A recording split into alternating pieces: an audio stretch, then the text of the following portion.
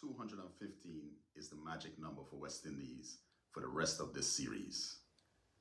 I'll tell you why I'm saying that. With that being said, hello and welcome back to another episode of the Top of Off Cricket Podcast. I am your host, Kevin Henry, and as usual, we are talking everything West Indies cricket. So the second test match got on the way this morning. Things did not start well. The squad was selected, the 11 was selected 2 days ago. Gudakesh Moti woke up this morning, did not feel well, wasn't ready to go. In came Kevin Sinclair, not a bad replacement. And that showed throughout the day. Once the game started, Alzarri Joseph started how he's supposed to start every game. But once he picked up that wicket, things went astray. Jaden Seals took the new ball with him, did not look good at all. Couldn't find his lines and lengths for the life of him. Both of them went at over 6 and over when you looked at it at the end of day's play. That is not a good look. If we are going to stay in this series, our opening bowlers are going to have to hit their straps throughout the day. Good lines, good lengths. It didn't look like we were locked in today.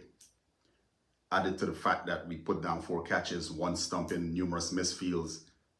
All in all, to pull England back for 416, to bowl England out for 416.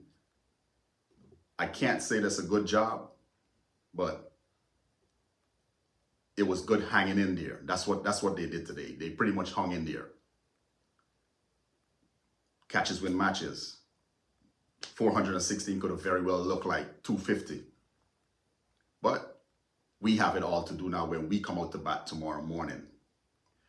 This is where I'm going to say 215. That number 215 is the magic number. That's the amount of test matches. Before the beginning of this test match, that's the amount of test matches that Craig Brathwaite, Jason Holder, Alzarri Joseph, and Joshua Da Silva has played. That makes them the core of this team. They are the most experienced players. And I'm saying if West Indies are going to do well in this match, all 4 of those players have to pull their weight. As things look this morning, Jason Holder didn't have a good day. Even though Alzarri Joseph ended up picking up 3 wickets, he didn't have a good day. So come tomorrow, when it's our turn to bat, however long we bat, Craig Brathwaite, Jason Holder, Joshua Da Silva are going to have to step up. They are the most experienced players. And then when you find yourself in positions like we are right now, 1-0 down in the test series, in the second test it has begun, England have already racked up 416. Some leadership have got to come from those 3 players in the batting department.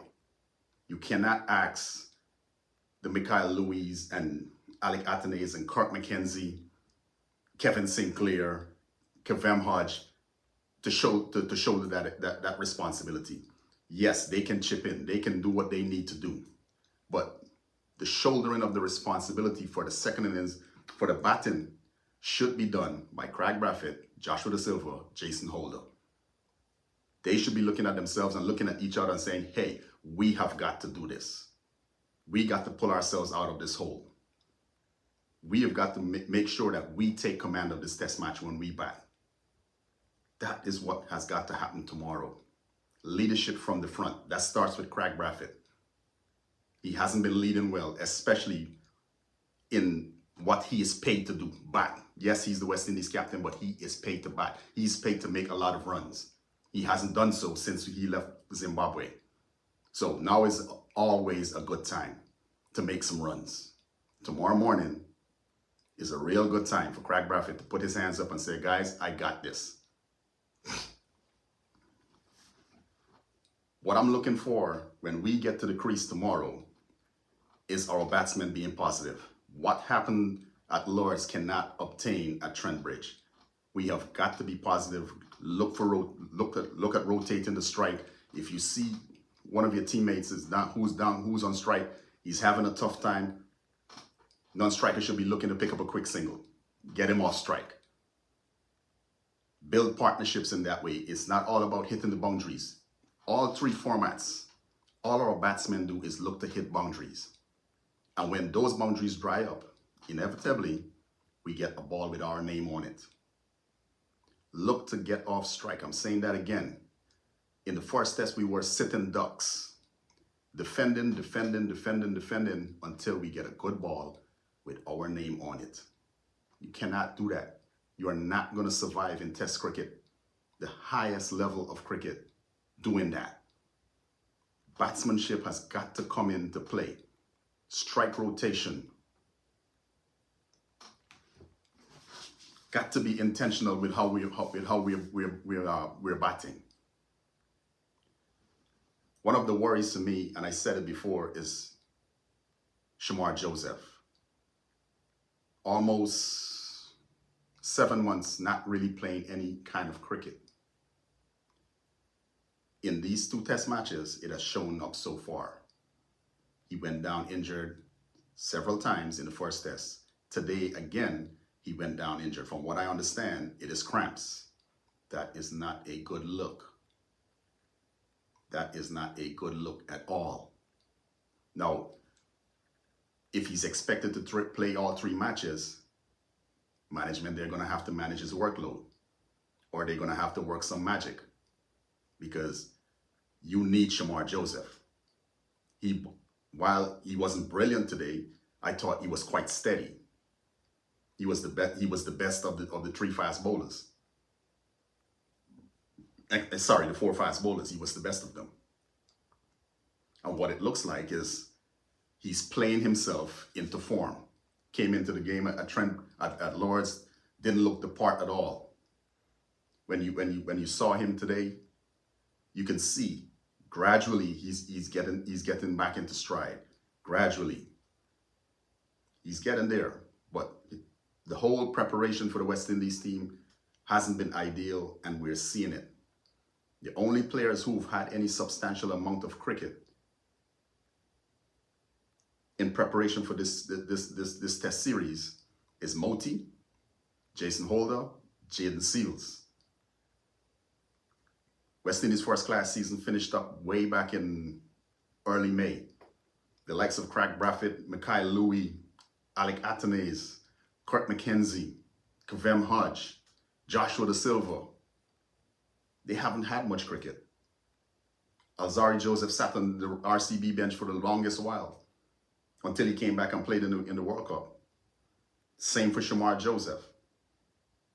So while the preparation hasn't been ideal, our players have got to dig deep. They're talented. Tons of potential. Now is always a good time to turn potential into production.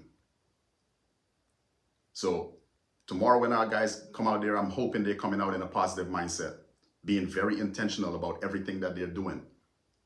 Because we cannot come out there and just look to defend against the likes of Mark Wood and Gus Atkinson. You just can't.